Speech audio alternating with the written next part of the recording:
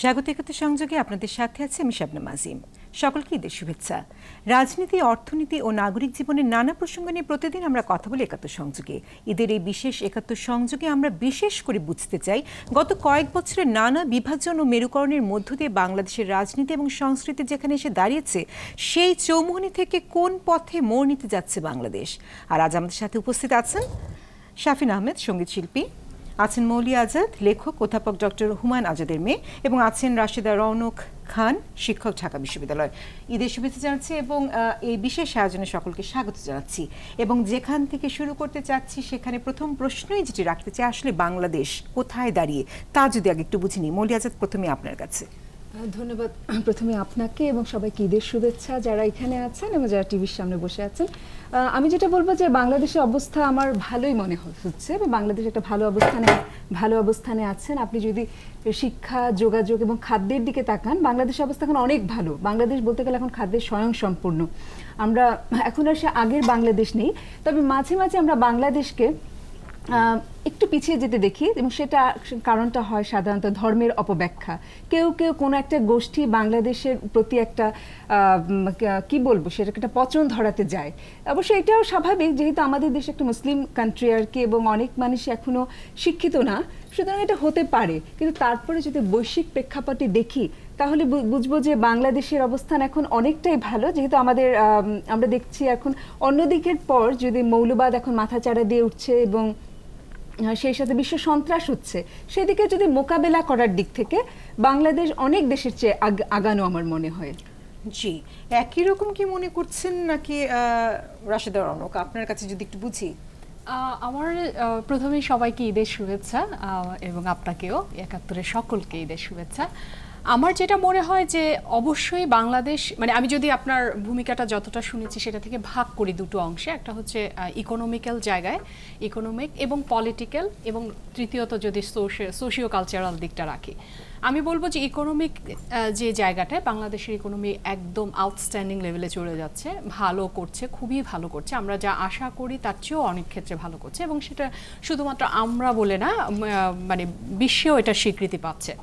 খুব দ্রুতই মধ্যম আয়ের দেশের দিকে পরিণত হচ্ছে, সেদিক থেকে অনেক ভালো একটা জায়গায় আছে, এবং ঈদের মৌসুমে নিশ্চয়ই আমরা আমাদের দেশ এভাবে এগিয়ে যাচ্ছে, এটা ভাবতেও ভালো লাগে। কিন্তু পলিটিক্যাল জায়গাটা আমার মনে হয় রাজনৈতিক যে সংস্কৃতি, সেখানে কোথায় যেন থমকে গেছে।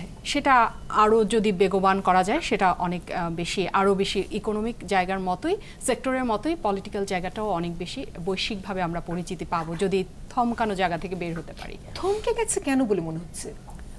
থমকে গেছে মনে হচ্ছে এখন তো বেশ, মানে হাওয়াটি বেশ গরম বলে মনে হয়। হাওয়া গরম মুখে মুখে, কিন্তু আপনি দেখেন পলিটিক্যালি ইনভলভড কতজন সাধারণ মানুষ আগের মতো মিছিল মিটিংয়ে যায়, কতজন মানুষ পলিটিক্যালি আমরা কনসিয়াস, কিন্তু সেটা ফেসবুক নির্ভর হয়ে গেছে, ডিজিটাল কনসিয়াসনেস তৈরি হয়েছে। কিন্তু মাঠ লেভেলে গিয়ে কাজ করা, দলের জন্য কাজ করা, সেটা যেই দলেরই হোক, সেই জায়গাটাকে এখন আছে, সেই পরিস্থিতিটা এখন আছে, কেন নেই? এই জায়গাগুলো ভাবনার বোধহয় রাজনীতি যারা করেন তারা অনেকটুকু ভেবে দেখতে পারেন। আমার মনে হয় এই জায়গাটা একটা বিষয়, এই জন্য আমি থমকে গেছে বলেছি। এবং গণতান্ত্রিক চর্চার জায়গাটায় আরও বেশি সুদূর প্রসারী ভাবনা থেকে প্ল্যান করে আগাতে হবে একটা দেশকে। যদি ইকোনমিক্যালি যখন মধ্যম আয়ের দেশে পরিণত হচ্ছে, তখন সব দিক থেকেই সেটা মধ্যম আয়ের স্ট্যান্ডার্ডে চলে যেতে হবে, এটা একটা বিষয়। আর সোশিও কালচারাল যে জায়গাটা বলছিলাম, সেই জায়গাটা আমার মনে হয় যে আমরা পিছিয়ে যাচ্ছি একদম, আমি এইভাবে বলতে চাই। আমি আমাদের বাবা মাদের সময়ের যে সংস্কৃতি, যেভাবে দেশটা চলতো, সেখান থেকে আমরা মনে হয় যে অনেক বেশি কি বলবো, কুসংস্কারচ্ছন্ন হয়ে পড়ছি, অনেক বেশি অসহিষ্ণু হয়ে পড়ছি। আজকে ঈদের দিন, উৎসবের একটা দিন, এগুলো হয়তো বললে সেভাবে ভালো নাও লাগতে পারে, কিন্তু এগুলো আমাদের ভাবনার বিষয়। আমরা আগে ঈদের দিন কি হতো, আমরা ছোটবেলা আমার মনে আছে যে আমার যে হিন্দু বন্ধুরা, তারা আমাদের বাসায় আসতো, আমারও হয়তো তাদের পূজার সময় আমরা যাচ্ছি, কিন্তু এখন যেন কেমন একটা বিভেদ তৈরি হয়ে গেছে। হ্যাঁ, খোদা হাফেজ বলাটা নিয়েও বিভেদ, আলহামদুলিল্লাহ বলা নিয়েও বিভেদ। হ্যাঁ, কোনো মানে এখন শুধু উৎসব না, একটা শব্দ নিয়েও বিভেদের জায়গা তৈরি হয়েছে। এই জায়গাগুলো খুব এইভাবে ছিল না। তাহলে কি এই জায়গাটায় আমরা কি একটু পিছিয়ে যাচ্ছি না? আমার মনে হচ্ছে যে আমরা কোথাও কুসংস্কারচ্ছন্ন হচ্ছে, কোথাও ধর্মান্ধতা আমাদের বেড়ে যাচ্ছে, যেটা কমার কথা। যখন সংস্কৃতিটি এরকম দাঁড়াচ্ছে এবং আমাদের মৌলিক শিক্ষা বা আমাদের মৌলিক মূল্যবোধের মধ্যে এই বিষয়গুলো চলে আসছে, তখন রাজনীতি কি আসলে বড় রকম ভাবে হোঁচট খাচ্ছে কিনা, সে বিষয়টি একটু বুঝতে চাই। শাফিন আহমেদ, আপনার কাছে। রাজনীতির অঙ্গনটা ক্রমশই খুব স্থবির হয়ে যাচ্ছে বলে আমার মনে হয়, কারণ এখানে অসহিষ্ণুতা প্রচণ্ডভাবে বেড়ে চলেছে। কেউ কাউকে কোনো জায়গা দিতে রাজি নয়। আমাদের চিন্তার বিষয় হচ্ছে যে সাধারণ মানুষের প্রকাশ করার জায়গাগুলি এবং যে কোনো বিষয়ে যে একটা প্রতিবাদের যে সুযোগ আগে ছিল সেগুলি ক্রমশ বন্ধ হয়ে আসছে, এবং সেখান থেকে কিন্তু একটা বিস্ফোরক একটা পরিস্থিতির সৃষ্টি হতে পারে। কারণ আপনার দেয়ালে পিঠ থেকে গেলে আপনি কিন্তু আপনার উত্তরণের উপায় খুঁজবেন অন্যভাবে। যখন আপনি নিজের বক্তব্যগুলি ঠিকমতো প্রকাশ করতে পারবেন না, তখন আপনার অন্য পথে আপনি প্রকাশটা কিন্তু বের হয়ে আসবে। যার কারণে আমরা যেটা লক্ষ্য করছি, অগ্রগতির পাশাপাশি বাংলাদেশে কিন্তু অনেক অগ্রগতি হচ্ছে। যদিও সেটা নিয়ে আমি একটু ডিটেলে বলতে গেলে বলবো যে যদিও সরকারি খরচেই কিন্তু আমরা যে ডেভেলপমেন্টগুলি দেখছি, প্রাইভেট সেক্টরের ডেভেলপমেন্ট খুবই কম। এটাও লক্ষণীয় বিষয়, কারণ আমরা বড় বড় সরকারের হাতে টাকা থাকলে, আমাদের রিজার্ভে প্রচুর টাকা আছে ইত্যাদি ইত্যাদি, বড় বড় প্রজেক্ট নেওয়া যায়। সো বড় ধরনের প্রজেক্ট হচ্ছে, চোখে পড়ছে অনেক ইনফ্রাস্ট্রাকচারের ডেভেলপমেন্ট, কিন্তু খেয়াল করে দেখবেন যে বেসিক জিনিসগুলি কিন্তু সাধারণ মানুষ এখনও পায় না। এখনও আপনার সারাদিন বৃষ্টি হলে পানি আটকে যায়। আমরা চিটাগংয়ের যে অবস্থা কয়েকদিন আগে দেখলাম, বুক পানি চিটাগংয়ের সেন্টার, আগ্রাবাদের মতো জায়গায়। ঢাকায় অল্প বৃষ্টিতে পানি, এগুলো হচ্ছে বেসিক ড্রেনেজ সিস্টেম। আপনি জিনিসপত্রের দাম খেয়াল করে দেখেন কোথায় যাচ্ছে, কোনো কন্ট্রোল নেই এটার উপরে। মোটা চালের দাম 50-60 টাকা এখন। তো কথাটা হচ্ছে কি, বেসিক জিনিস ঠিক না করে আপনি চাকচিক্যময় ডেভেলপমেন্ট আপনি করতে পারেন। অনেক ফ্লাইওভার বানিয়ে টানিয়ে মনে হবে দেশ একদম মডার্ন হয়ে গেছে। আপনি এয়ারপোর্ট রোডের আশপাশে ইম্পোর্টেড গাছ দিয়ে সাজাতে পারেন, বাট দ্য পয়েন্ট ইজ সাধারণ মানুষ এর কতটুকু পাচ্ছে, আপনার ডেভেলপমেন্টের কতটুকু বেনিফিট সাধারণ মানুষ পাচ্ছে, সেটা যদি চিন্তা করে দেখি, আমি বলবো আমরা এগোইনি যতখানি এগোনো উচিত ছিল 46 বছরে। রাঙামাটির এই ভূমিধসের কথা, পাহাড় ধসের কথা যদি আমি বলি, কি ধরনের ত্রাণ সহায়তা তারা পেল, কি ধরনের প্রথম যে এমার্জেন্সি অ্যাকশনগুলি দরকার তাদেরকে বাঁচানোর জন্য সহায়তার, সেগুলি কত দেরিতে পৌঁছালো, রাস্তার যোগাযোগ বিচ্ছিন্ন হয়ে গেল। এইগুলি খুব বেসিক জিনিস কিন্তু পাহাড় ধসে। আমরা বিদেশের টেরোরিজম নিয়ে ব্যস্ত, লন্ডনে বোম ফুটেছে নিয়ে অনেক ব্যস্ত, 4 জন মারা গেছে, কিন্তু আমাদের দেশে 150 লোক মারা গেল, আমরা কিন্তু ওই পরিমাণে এটা নিয়ে আমি সরকারের মুখে কথা বলতে ওই অস্থির হতে দেখিনি। মানে যে একটা ফিল করার ব্যাপার, দেশের জনগণ, একটা এলাকার জনগণ এভাবে বিচ্ছিন্ন হয়ে পড়ছে, এগুলি নিয়ে যথেষ্ট পরিমাণে কথাবার্তা হচ্ছে না। তো জঙ্গিবাদটা একটা বিষয় যেটা বর্তমান সময়ে খেয়াল করছি যে একটু উঠতির দিকে।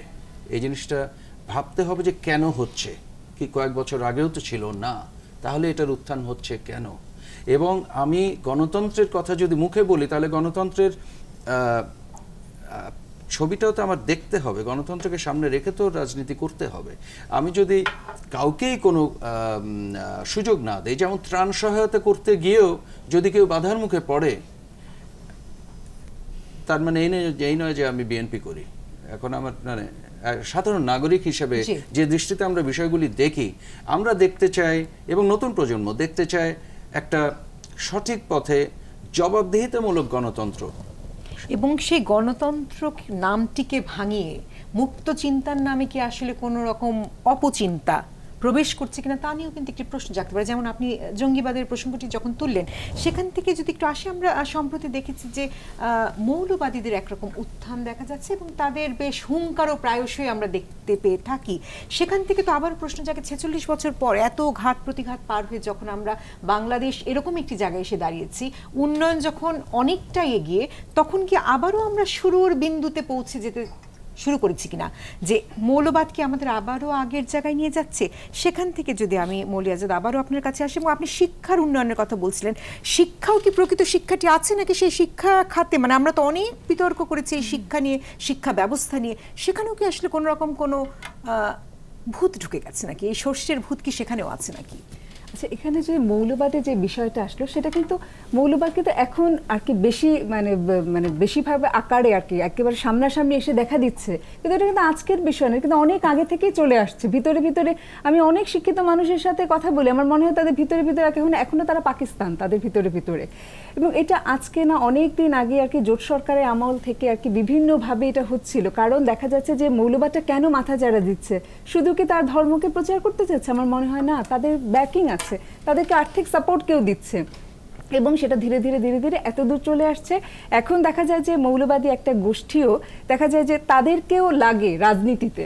আমাকে আপনাকে কিন্তু রাজনীতিতে লাগে না আর কি, নির্বাচনে শুধু আমরা একটা ভোট দিই, হ্যাঁ তখন লাগে, কিন্তু তারা কিন্তু একটা বিরাট অংশ হয়ে গেছে, সুতরাং তাদের কথা শুনতে হয়। তবে আমার মনে হয় যে বাংলাদেশে এখনো কিছু মানুষ আছে যারা বাংলাদেশকে সত্যিকারে ভালোবাসে, এবং তারা কিন্তু যত বাংলাদেশের যখনই কোনো বিপদ হয় তারা কিন্তু এখনো রাস্তায় নামে। এই যে যেমন রেইনট্রির ঘটনাটা, রেইনট্রির ঘটনা যেমন শাফিন আহমেদ বললেন বা আপাও বললেন যে অনেক কিছু আজকাল ফেসবুক কেন্দ্রিক হয়ে গেছে, কিন্তু তা কিন্তু না, প্রতিবাদের ভাষা বদলেছে। হ্যাঁ, প্রতিবাদের ভাষা বদলেছে, এবং এটাই স্বাভাবিক, কারণ নতুন নতুন সামাজিক মাধ্যম আসছে। এবং রেইনট্রির ঘটনায় যে আমি দেখলাম যে ফেসবুকে ওরা বললো যে আপনারা অমুক দিনে শাহবাগের সামনে আসুন, তারপর সবাই মিলে যখন অনেকে মিলে জড়ো হয়েছে তখন কিন্তু সরকার দেখেছে যে না এটা করতেই হবে, হ্যাঁ তারপর এটা হয়েছে। আমার মনে হয় যে যারা বাংলাদেশটাকে এখনো নষ্ট করতে চায় পারবে না। আমি ঢাকা বিশ্ববিদ্যালয়ের ছাত্রী ছিলাম, এবং আপনি ঢাকা টিচার, আপনি ঢাকা টিচার। আমার মনে হয় কি ঢাকা বিশ্ববিদ্যালয়টা এখনো মুক্ত চিন্তার একটা জায়গা, এখনো হয়তো পুরোপুরি কিছু কিছু জায়গায় ইয়ে হয়েছে, কিন্তু মুক্ত চিন্তার জায়গা যতদিন ঢাকা বিশ্ববিদ্যালয় এবং তার স্টুডেন্টরা থাকবে। যেমন রেইনট্রির ঘটনা আমার অবাক লেগেছে যে আপনি দেখবেন কিন্তু ঢাকা বিশ্ববিদ্যালয়ের স্টুডেন্টরা মিছিল করেছে, কিন্তু কোনো ওটা ঘটনাটা প্রাইভেট বিশ্ববিদ্যালয় স্টুডেন্টদের, কিন্তু কেউ কিন্তু প্রাইভেট ইউনিভার্সিটি কেউ বের হয়নি। এবং সেখানেই তো প্রশ্নটি জেগে যায় যে কেন বেসরকারি বিশ্ববিদ্যালয়ে সেই বিষয়টি হচ্ছে না, কারণ সেখানে তো আমরা রাজনীতির কোনো সুযোগ বোধহয় দিচ্ছি না, এবং একেবারে নিষিদ্ধ। যখন তাদেরকে ভর্তি করা হয়, ছাত্র শিক্ষার্থীদেরকে যখন ভর্তি করা হয়, বলা হয়ে থাকে এটি রাজনীতি মুক্ত অঙ্গন। এরকম করে যখন আমরা তৈরিটি করছি, তখন কি আসলে শিক্ষাটি প্রকৃত হচ্ছে কিনা? না, প্রকৃত হবার তো কোনো না আমি আগামীর নেতা তৈরি করছি, না আমি আগামীর যোদ্ধা তৈরি করছি। শুধু হ্যাঁ, সেটা তো আছে, নেতা হিসেবে ছাড়াও প্রত্যেকটা মানুষ যে রাজনৈতিক সচেতনতা মধ্য দিয়ে বেড়ে উঠবে সেটাই তো বন্ধ করে দিচ্ছে শিক্ষা প্রতিষ্ঠান হিসেবে। সেটা তো কোনোভাবেই কাম্য নয়, কারণ তারুণ্য মাত্রই রাজনৈতিক সচেতন হবে, খুব স্বাভাবিক। তাদেরকে রাজনৈতিক চিন্তাধারা কিংবা কর্মকাণ্ড থেকে দূরে রেখে আসলে তো একদম ফার্মের মুরগির মতো পড়ানো শিক্ষা ব্যবস্থা শুধুমাত্র শিক্ষা কেন্দ্রিক করলে, পাঠ্যপুস্তক কেন্দ্রিক শিক্ষা দিলে সেটা তো আর প্রকৃত শিক্ষা হবে না। তাকে সমাজ সম্পর্কে জানতে হবে, যার জন্য দেখা যায় যে অনেক সময় প্রাইভেট, সবাই না অবশ্যই, কেউ কেউ পারিবারিক বলয়ের কারণে হোক, সামাজিক চিন্তাভাবনার কারণে হোক, নিজের উদ্যোগে পরিবর্তিত হয়। কিন্তু প্রাইভেট এবং পাবলিক বিশ্ববিদ্যালয়ের একটা তফাৎ তো রয়েছে রাজনৈতিক চিন্তাভাবনা, এবং এটা যতদিন পর্যন্ত এই প্রভাবটা এই ধরনের সীমাবদ্ধতা থাকবে ততদিন পর্যন্ত আসলে সঠিক শিক্ষাটা শিক্ষিত হয়ে ওঠা। এবং আমাদের শিক্ষা ব্যবস্থা এত ভাগে বিভক্ত, কেউ ইংলিশ মিডিয়ামে যাচ্ছে, কেউ বাংলা মিডিয়াম, কেউ মাদ্রাসায়, কে যে কি পড়ছে আমরা জানিও না, মাদ্রাসায় কি পড়ছে আমরা কিন্তু ভিতরে জানি। এবং শুধু তাই না, শিক্ষা ব্যবস্থার সাথে স্ট্যাটাস, মূল্যবোধের একটা সম্পর্ক তৈরি হয়ে গেছে। এটা আমার সবচেয়ে খারাপ লাগে। হতেই পারে যে মাদ্রাসা শিক্ষায় শিক্ষিত হতেই পারে, কারণ আমি মনে করি যে এতিম বাচ্চাগুলো, লাখে লাখে এতিম বাচ্চা আছে যারা এতিমখানায় পড়ছে, তারা কোথায় যাবে? আপনি তো দায়িত্ব নিচ্ছি না, তাহলে যেতে পারে। কিন্তু মাদ্রাসা ছাত্র শোনা মাত্রই তাকে আমি এতিম, সে গরিব কিংবা সে জঙ্গি এই যে ধরে নিচ্ছি। অথবা ইংলিশ মিডিয়ামে যারা পড়ছে তাদের বাবা মা, আমি মানে বলতে আমার খুব খারাপ লাগছে, কিন্তু আমি বলছি যে ইংলিশ মিডিয়ামের অনেক সময় বাচ্চাদের বাবা মারা মনে করে যে ছেলে মেয়ে আমার সাথে মানে ইংলিশে বলতে পারে, আমার বন্ধুর ছেলে বলতে পারছে না, বা আমার কাজিনের মেয়ে বলতে পারছে না কারণ বাংলা মিডিয়ামে পড়ে। এই যে একটা গর্ববোধ এবং স্ট্যাটাসকে, তাকে একটা স্ট্যাটাস শিখিয়ে দেওয়া হয় যে আমার শিকড়ে যখন গলদ তখন আমি কোথায় যাচ্ছি, এবং সেই শিকড়টি কেন আমার গেড়ে বসতে পারলো না, তাতেও কি আসলে একরকম ভুল মানে ছিল কিনা, রয়ে গিয়েছিল কিনা, সেটি একটি প্রশ্ন। এবং একই সাথে আমি শাফিন আহমেদ আপনার কাছে প্রশ্ন রেখে বিরতিতে যেতে চাই যে অসাম্প্রদায়িক যে বাঙালি জাতির হবার কথা ছিল, এবং যেই কারণে এত প্রাণ এত রক্ত ঝরলো ৭১-এ, কেন আজ এসে আবার সেই সাম্প্রদায়িকতার বীজটা আমরা দেখতে পাচ্ছি? আপনার কাছে প্রশ্ন রেখে যেতে চাই। বিরতি থেকে ফিরে এসে নিশ্চয়ই কথা হবে। দর্শক থাকুন আমাদের সাথে, নিচ্ছে বিরতি।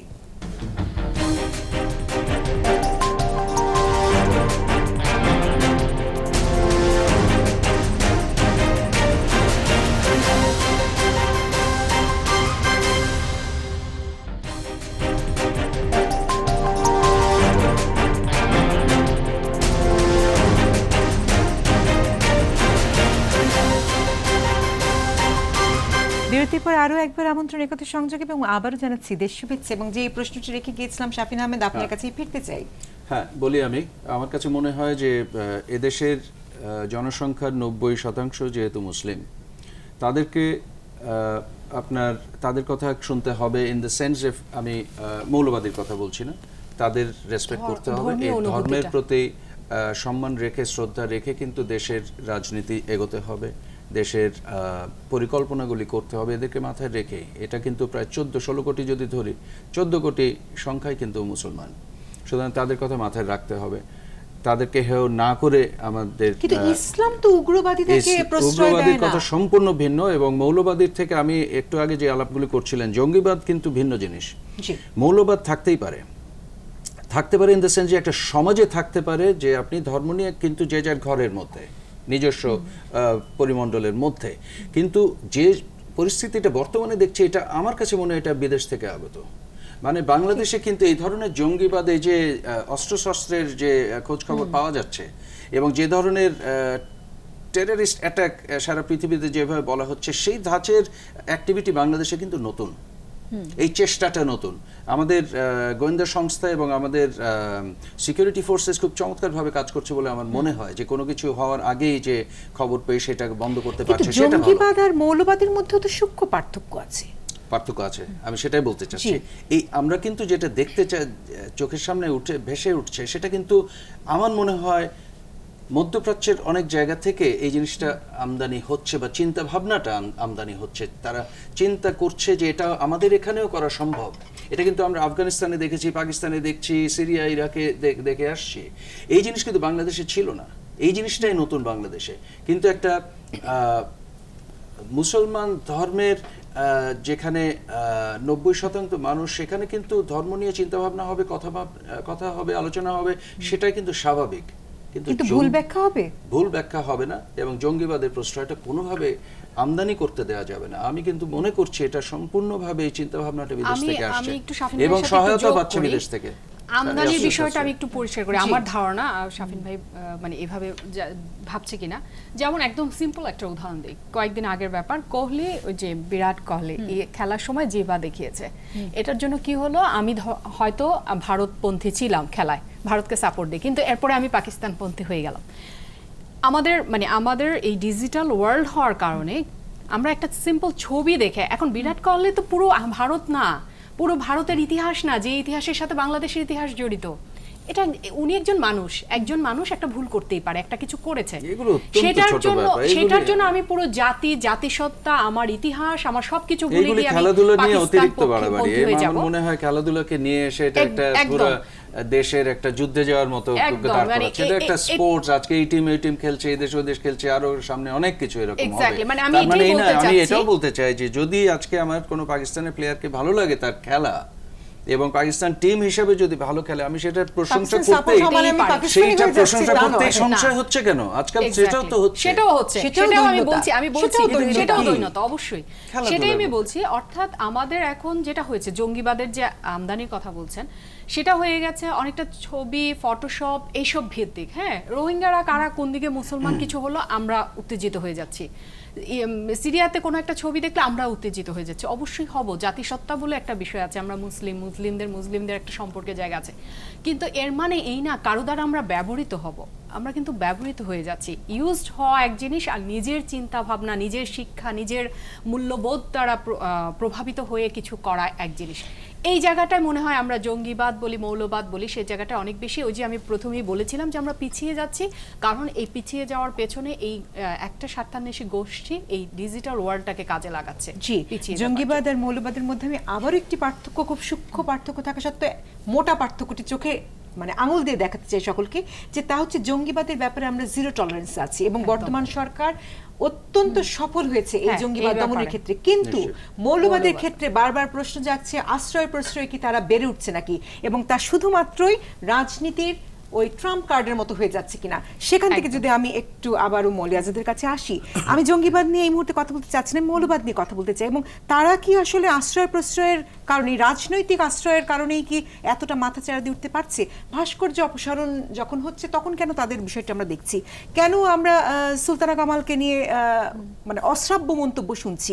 কেন খুশি কবিরের নামে আমরা মামলা হতে দেখছি বা নোংরা কথা বলতে শুনছি? এই জায়গাগুলো যখন আসছে তখন কি আমাদের প্রশ্ন জাগে না? এবং সেখানে সংস্কৃতির কথা আমরা বলছিলাম, সংস্কৃতি কোথায়? আমরা তো আমাদের সাংস্কৃতিক কর্মীদেরকেও সেভাবে খুব অ্যাক্টিভ দেখছি না। সেখানে আবারও আপনার কথাই বলতে হয় যে প্রতিবাদের ভাষাটি কোথায়?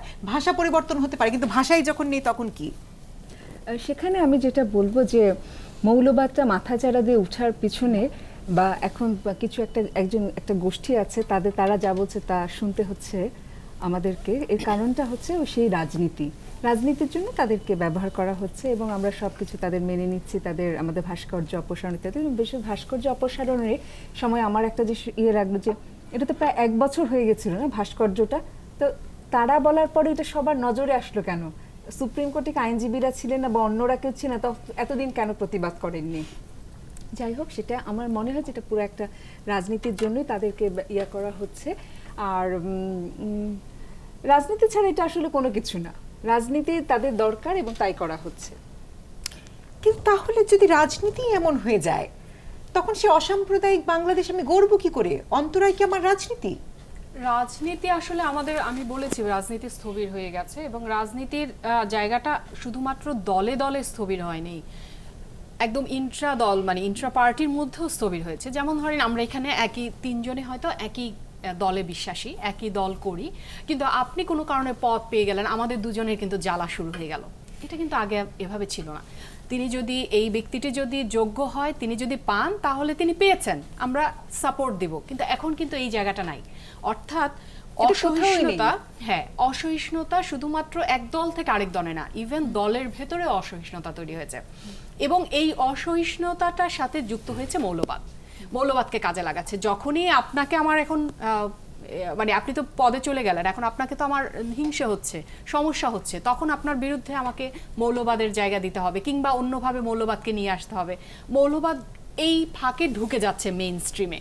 মৌলবাদকে কিন্তু আমরা ঢুকাচ্ছি। আমরা যখন যার প্রয়োজন, দলের হোক কিংবা রাজনীতিতে হোক, জাতীয় রাজনীতিতে হোক, যখনই তাদেরকে প্রয়োজন তাদেরকে কাছে টেনে নিচ্ছি, এবং ফলে তাদের যে উদ্দেশ্য সেটা কিন্তু তারা করে যাচ্ছে।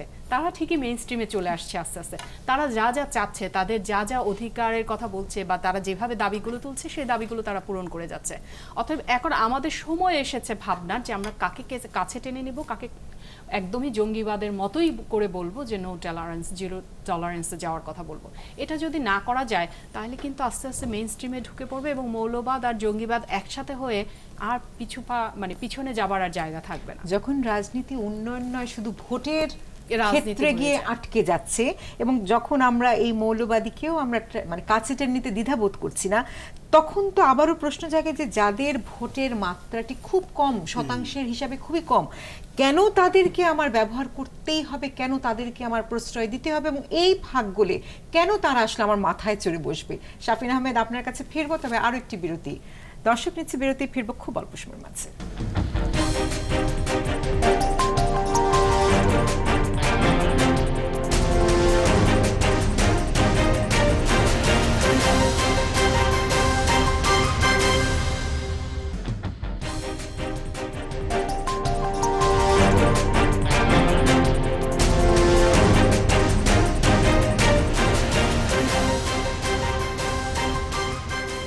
একাত্তর সংযোগে আরো একবার আমন্ত্রণ। আপনাদের সাথে আমি আছি শাবনাম আজিম, এবং আবারও আমি শাফিন আহমেদের কাছে ফিরতে চাই যে আসলে আমরা কোথায় আছি, এবং আবারও একই প্রশ্নে ফিরতে হচ্ছে যে শুধুমাত্র ভোটের রাজনীতি থেকে আসলে আমি অনেক কিছুর ছাড় দিয়ে দেব। সঠিকভাবে বলছেন কিন্তু কথাটা, এটা কিন্তু সরাসরি ভোটের রাজনীতির প্রতিফলন আমরা দেখছি। এটা ক্ষমতায় যাওয়ার লোভ, ক্ষমতায় থাকার লোভ, সেখান থেকেই কিন্তু এদেরকে কাছে টানা। সত্যি কথা যদি পরিষ্কার করে বলতে হয়, তাহলে এটা বিশাল একটা ভোট ব্যাংক, এটাকে সাথে রাখতে চায় বড় পার্টিরা, এবং সেখানে আপনি যদি তাদেরকে প্রশ্রয় দেন, তারা তো মাথায় চড়ে বসবেই, তাদের ডিমান্ড থাকবে, তাদের দাবি থাকবে, এবং সেটাই আমরা দেখছি। ক্রমশ সেটা বাড়তেও পারে। আপনি যত নির্ভরশীল তাদের উপর, তারা সেই সুযোগটা নেবে এগিয়ে আসার, এবং সেটাই হচ্ছে। এটা নিয়ে আমরা হয়তো পরিস্থিতিকে হঠাৎ করে ঠিক করতে পারবো না। এই রাজনীতি অনেক দিনের রাজনীতি এবং চলে আসছে, এবং সাধারণ মানুষের কিন্তু এই রাজনীতির সাথে কোনো সংস্পর্শ নেই।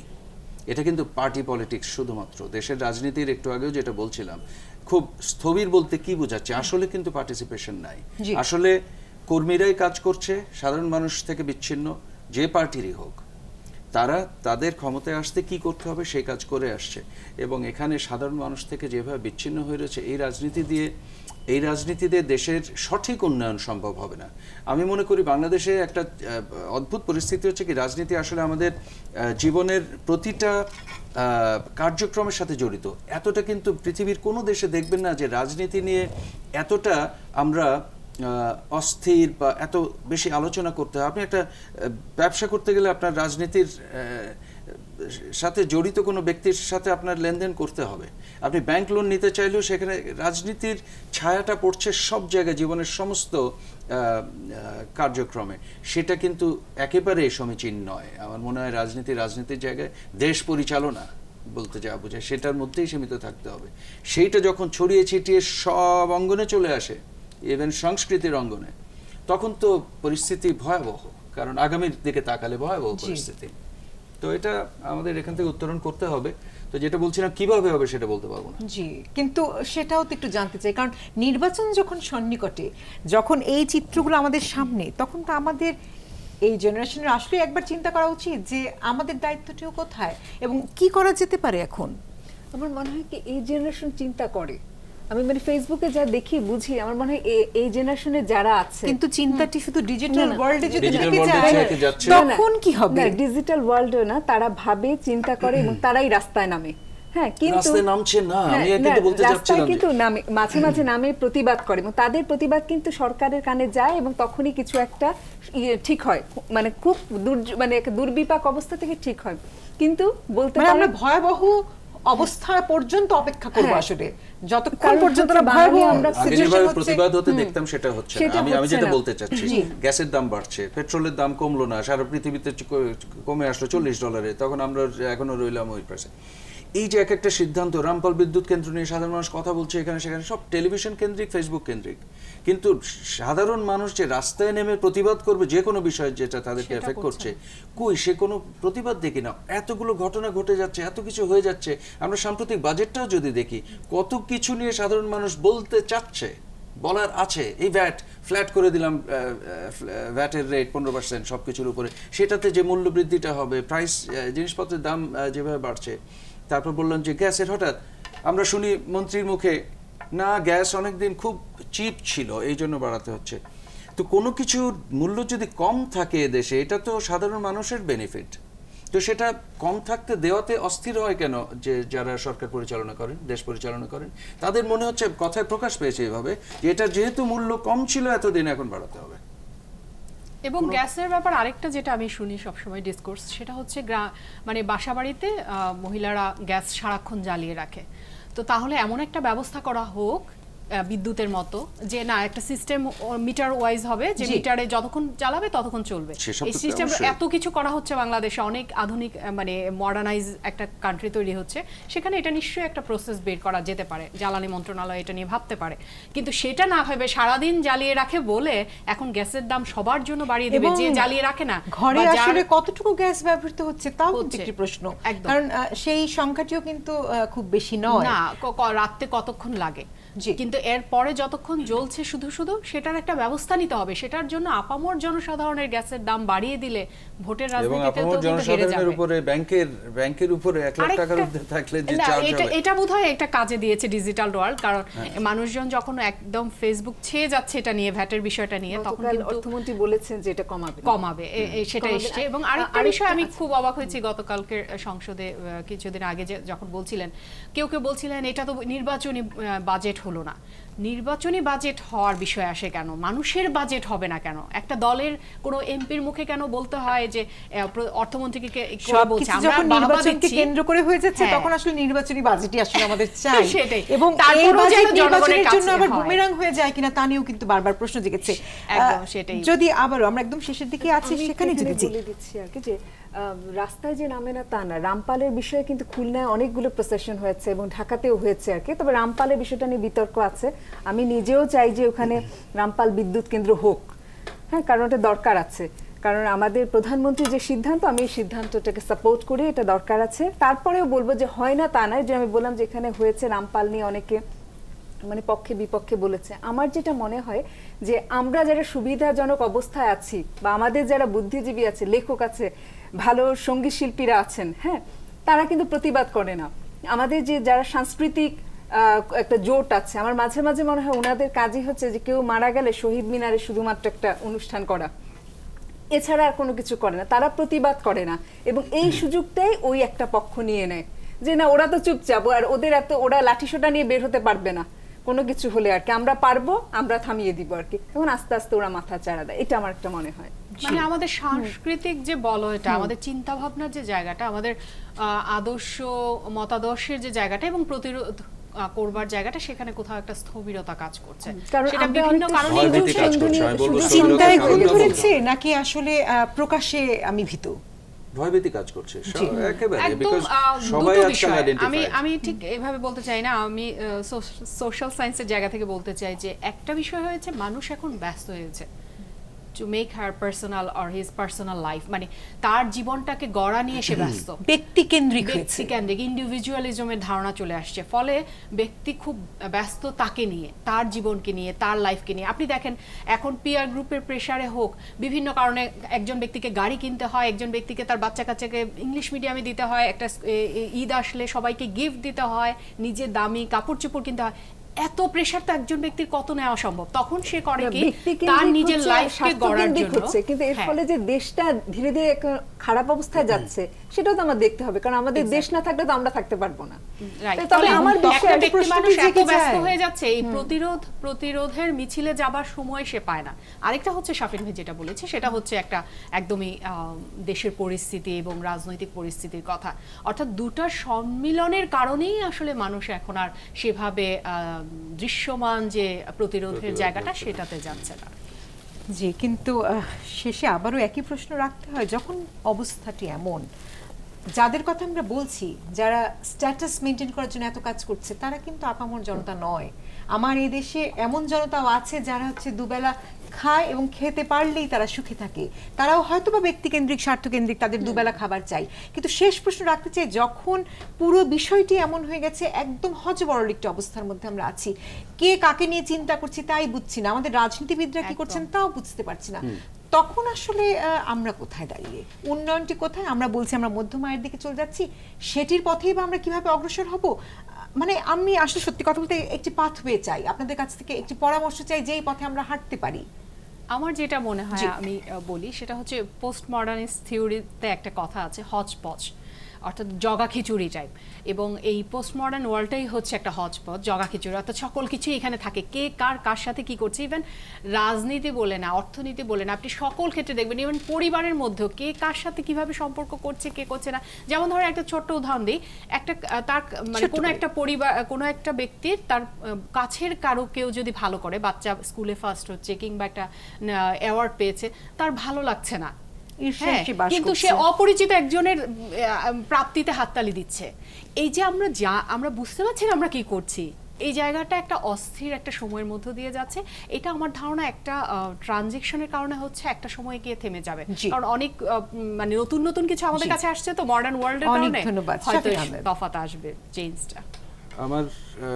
আমরা তো সমস্যাগুলি সবাই জানি, দেশে কি কি সমস্যা আছে, যা আলাপ করছিলাম, আরো অনেকক্ষণ আলাপ করা যায় সব নিয়ে, কিন্তু পরিত্রাণের উপায় আপনি যেটা জিজ্ঞেস করছিলেন, আমার কাছে মনে হয় কি রাজনীতি বা রাজনৈতিক দলগুলোর মানুষের কাছে যেতে হবে। আমি একমত যে শুধু ঢাকা কেন্দ্রিক খুব ভালো অবস্থানে আছে এরকম মানুষদের বাইরে চিন্তা করতে হবে সাধারণ মানুষের কথা। গ্রামে গঞ্জে তারা যেভাবে দিন কাটাচ্ছে, এটা কিন্তু উপলব্ধি করতে হবে। এখান থেকে আমরা বিচ্ছিন্ন হয়ে যাচ্ছি ক্রমশ, বিশেষ করে যারা রাজনীতি করে থাকেন, কিন্তু তারা কি প্রচন্ড সহনশীল। আপনি চিন্তা করে দেখেন, সাধারণ মানুষ যে সাফারিংটার মধ্যে দিয়ে যায় প্রতিদিন, সেটার কিন্তু কোনো প্রকাশ নাই, কোনো প্রতিবাদ নাই, তারা অল্পতেই খুশি, তারা অল্পতেই মুখে হাসি আসে। এবং তাদের জন্য যদি রাজনীতিবিদরা কিছু না করতে পারে, অত্যন্ত দুঃখের বিষয়। এবং যেদিন রাজনীতি আসলে মানুষের জন্য হবে, দেশ যখন সাধারণ মানুষের দেশ হবে সত্যিকার অর্থে, তখন আমরা বোধহয় একটা ভিন্ন চিত্র দেখতে পাবো। শুধু রাজনীতি ওদিকের দিকে যেতে হবে জনগণের কাছে। এক বাক্যে আমার যেটা মনে হয় যে আমি পত্রপত্রিকা যা দেখি যে আমাদের অনেক শিক্ষিত মানুষকে অনেকে ব্রেন ওয়াশ করে দিচ্ছে। তো আমাদের নিজেদেরকে সচেতন হতে হবে যে তারা কি আমাদের দেশটাকে পচাতে চাইছে কিনা। তবে আমার বিশ্বাস যে বাংলাদেশ কখনো নষ্ট হবে না, বাংলাদেশ নষ্টদের কবলেও পড়বে না এবং বাংলাদেশ জি, সবসময় ভালো অনেক থাকবে। ধন্যবাদ এবং এই প্রত্যাশা আমাদের সকলের। আবারও ঈদের শুভেচ্ছা জানাচ্ছি এবং সকলকে ধন্যবাদ জানিয়ে, দর্শককে ধন্যবাদ জানিয়ে আজকে মতো বিদায় নিচ্ছি। ভালো থাকবেন 71 এ।